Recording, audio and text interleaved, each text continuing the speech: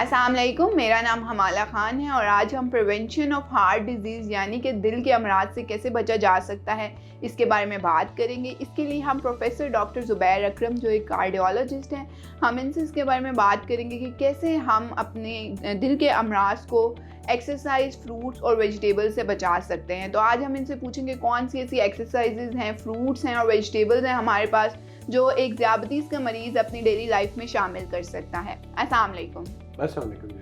अच्छा डॉक्टर साहब, आप क्योंकि बहुत ज़्यादा ज़ियाबतीस के मरीज़ जो हैं वो दिल के अमराज की तरफ जा रहे होते हैं और वो आपसे बहुत ज़्यादा कंसर्न रहते होंगे और सवाल बहुत ज़्यादा करते हैं कि ऐसी कौन सी एक्सरसाइज है जो आप रिकमेंड करते हैं कि एक ज़ियाबतीस का मरीज़ करे ताकि वो अपनी हार्ट डिजीज़ से बच सके। बिस्मिल्लाहिर्रहमानिर्रहीम। फर्स्ट ऑफ ऑल बहुत बहुत शुक्रिया आपका। दो उसके रुख है सवाल के, एक डाइटरी एडवाइस फॉर जनरली या हार्ट पेशेंट और एक आप जो कि हार्ट डिजीज़ का शिकार हो चुका है उसको क्या करना है या हार्ट डिजीज़ के प्रिवेंशन के लिए, और दूसरा एक डायबिटिक यानी कि जिसको शुगर का मर्ज है।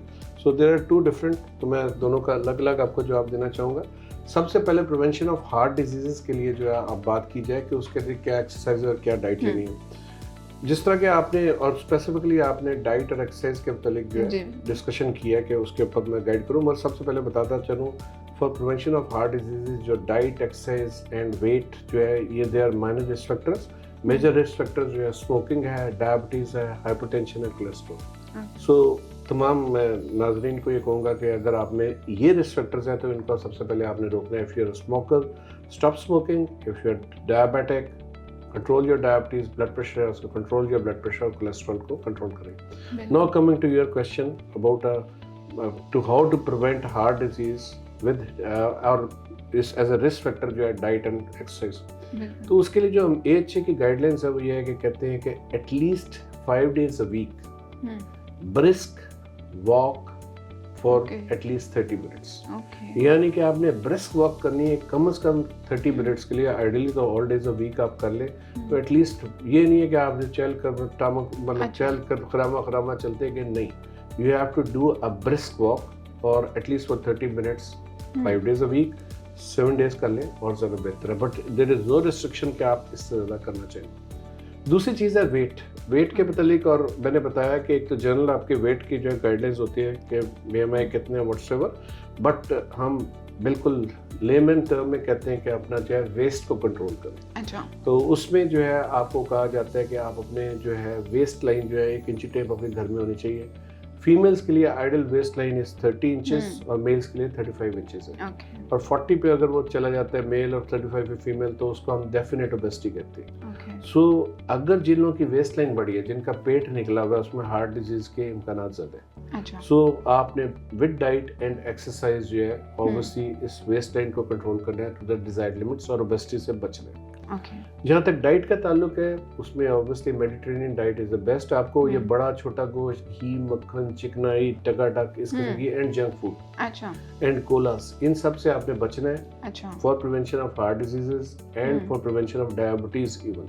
एग्जैक्टली। बेस्ट फूड्स इज के आपको जो है कम से कम 1 to 2 क्वार्टर्स जो है आपके डेली मील्स के अंदर जो है फ्रूट्स और वेजिटेबल्स का होना चाहिए for prevention of heart disease.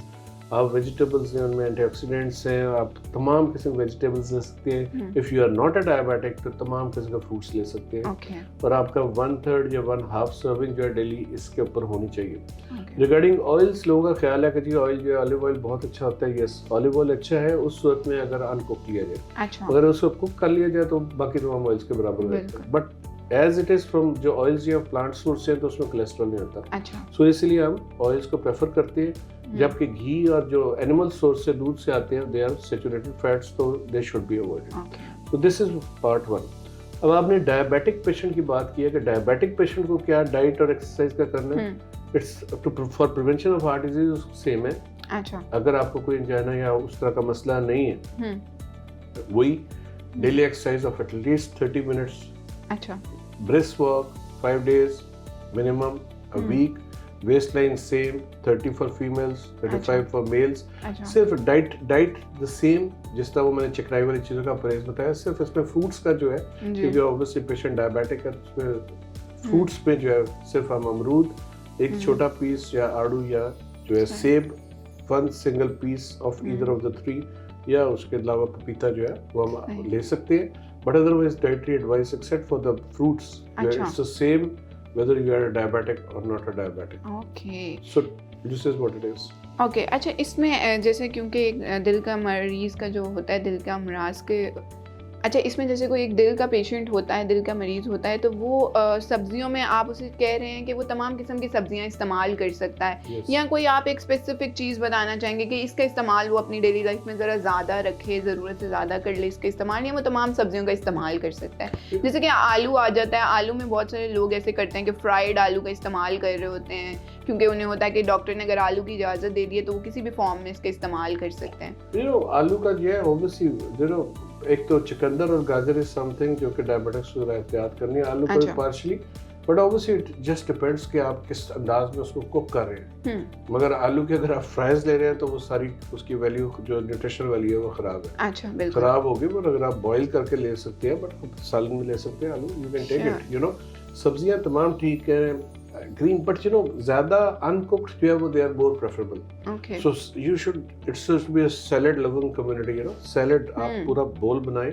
अच्छा. उसके फायदा ये है सैलेड के साथ अगर आप सैलेड के पत्ते जो सलाद की खीरा टमाटर गाजर व्हाट्सएवर ये अगर आप डालते हैं, एक तो सर्विंग बहुत बड़ी हो जाती है तो आपका पेट भर जाता है. अच्छा. सो पहली बात है न्यूट्रिशन वैल्यू भी बहुत है और कैलोरिक वैल्यू बहुत कम है. अच्छा. तो this is itself a very good blessing कि आपका वेट लॉस भी होगा, कैलोरिक वैल्यू भी बहुत मिलेगी और उसके साथ जो है आप चीजें ऐड कर दें. But otherwise you know you can take all sorts of vegetables, you know uncooked हो इन फॉर्म ऑफ सैलेड्स वो ज्यादा प्रेफरेबल है. ठीक है. और इसमें फ्रूट्स में भी आपके ख्याल से कि एक दिल के मरीज के लिए कोई ऐसा फ्रूट नहीं है जो वो छोड़े या जिसका इस्तेमाल ज़रूरत से ज़्यादा करे? कोई ऐसा फ्रूट जो आप बताना चाह रहे हो कि एक दिल का मरीज इसका इस्तेमाल ज़रूर करे अपनी डेली लाइफ में?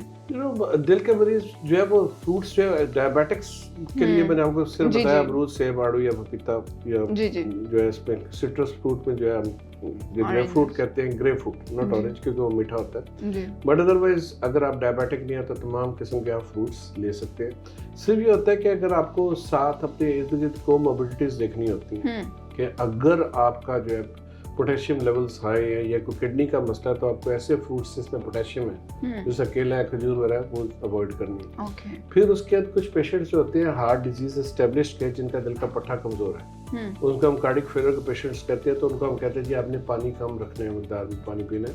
तो वो सोचते हैं जी पानी का डॉक्टर साहब ने रोका था वो टेक प्लेंटी ऑफ लिया, आड़ू ये अनार का जूस ले रहे हैं, इसका किन्नू का जूस ले रहे हैं, ऑल दैट. तो लिक्विड्स कुछ ऐसे जिस तरह आपका तरबूज है उसमें इट्स ऑल वाटर.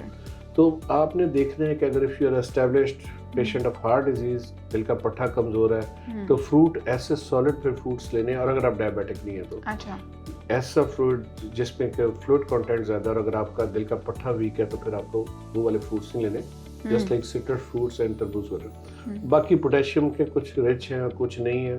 फिर डिपेंड करता है, कुछ लोग हमारे वार्फरिन की टैबलेट ले रहे होते हैं. अच्छा. Warfarin is a blood thinner जो कुछ लोगों के वैल्व्स तंग हो जाए तो उसके अंदर स्पेसिफिक फ्रूट्स है जो कि उसकी वैल्यूज जो है जो आइनर वैल्यूज या बढ़ा देते हैं घटा देते हैं. तो हमें पूरा गाइडलाइन उनको देनी पड़ती है कि अगर if you are taking warfarin तो ये ड्रग्स है, ये फ्रूट्स है जिससे बढ़ सकते हैं और कम हो, इनका अवॉइड करें. So this is what it is.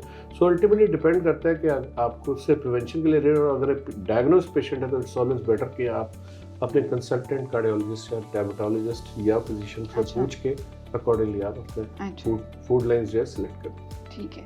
Thank you so much doctor साहब, आपने अपना टाइम दिया हमें. Thank you so much for the awareness, इतनी हेल्दी अवेयरनेस प्रोवाइड करने के लिए. और ये रहा आज का हमारा टॉपिक जिसमें हमने हार्ट डिजीज़ की प्रिवेंशन के बारे में बात की है और फलों और सब्जियों के इस्तेमाल के बारे में बात की है जिसको एक आम इंसान अपनी डेली लाइफ में इस्तेमाल कर सकता है. खुश रहें, अपना ख्याल रखें. अल्लाह हाफिज़. थैंक यू जी. हाफिज़. ये मैसेज मुफाद आमा के लिए CCL फार्मास्यूटिकल्स की जानिब से पेश किया गया है.